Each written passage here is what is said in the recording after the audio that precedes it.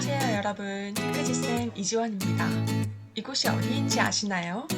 화려한 샹들리에가 있는 이곳은 바로 청와대 영빈관입니다. 저는 얼마 전 청와대 곳곳을 누비고 왔는데요. 이번 영상에서는 우리가 알아야 하는 사회과 상식을 청와대와 함께 소개하겠습니다.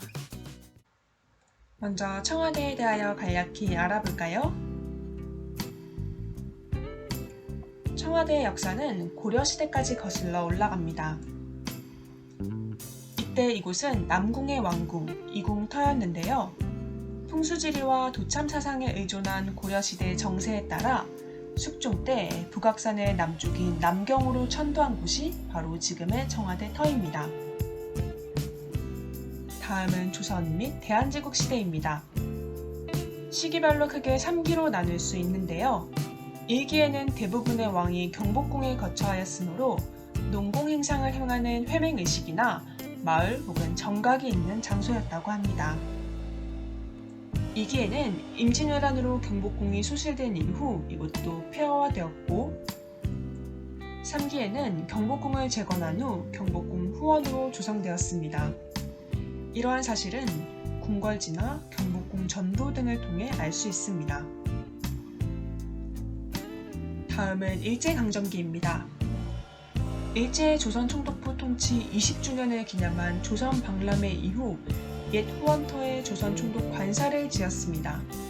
이때 그들은 이곳을 경무대라고 칭하고 과거 청와대 본관으로 정했습니다.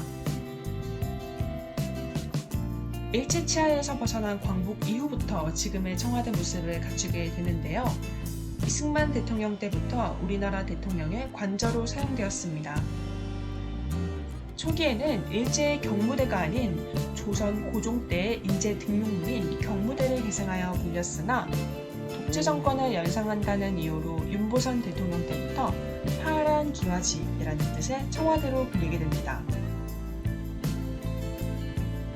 1991년에 이르러서야 지금의 청와대 본관이 완성되었고 1993년 김영삼 대통령의 지시로 일제강점기에 지어진 본관은 허물게 됩니다. 그리고 19대 문재인 대통령까지 이곳에서 국정을 운영하고 거주하였습니다. 그렇다면 이제 청와대 곳곳을 구경하며 대통령이 하는 역할을 알아볼까요?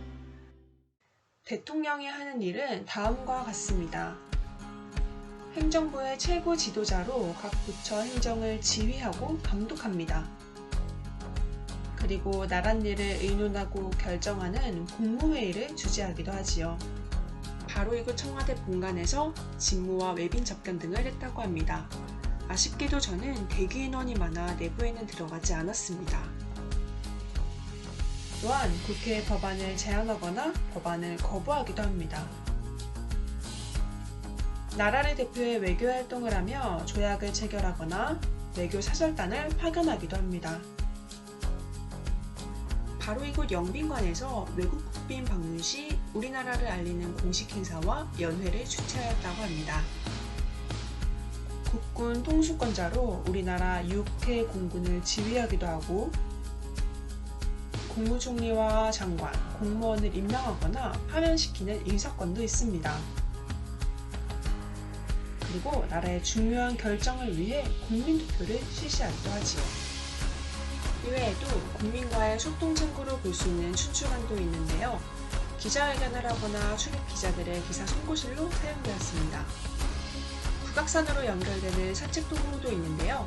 저기 멀리 남산까지 훤히 내려다 보이는 곳에는 보물로 지정되어 있는 통일신라시대의 석조 열애자상도 있고 나무들 사이로 관저가 보이는 곳에는 잠시 쉴 수 있는 공간인 노은정도 있습니다. 산책로 끝에 있는 작은 연못에서 고개를 돌리면 우람한 소나무가 지키고 있는 대통령 주거 공간이었던 관저가 있습니다. 전통적인 목조 구조로 지어진 이곳은 대통령의 공적 업무와 사적 생활 공간을 분리하기 위해 생긴 곳입니다. 궁궐의 건축 양식인 격처마에 청기화를 얹어 전통적인 한옥 양식으로 지어졌습니다. 그리고 청와대 안에서 가장 아름답다고 하는 곳인데요. 역대 대통령의 식수와 약 150년 된 한국산 반송이 있는 녹지원도 있습니다. 그리고 외부에는 청와대 경호원들의 근무 장소인 연무관도 있고 나랏꽃 무궁화와 각종 수목이 있는 시민공원 무궁화동산도 있습니다. 이렇게 청와대에 얽힌 역사와 대통령에 대하여 알아보았는데 어떠셨을까요? 곳곳에 놓친 장소도 많지만 도움이 되었길 바라며 영상 마치겠습니다. 안녕히 계세요.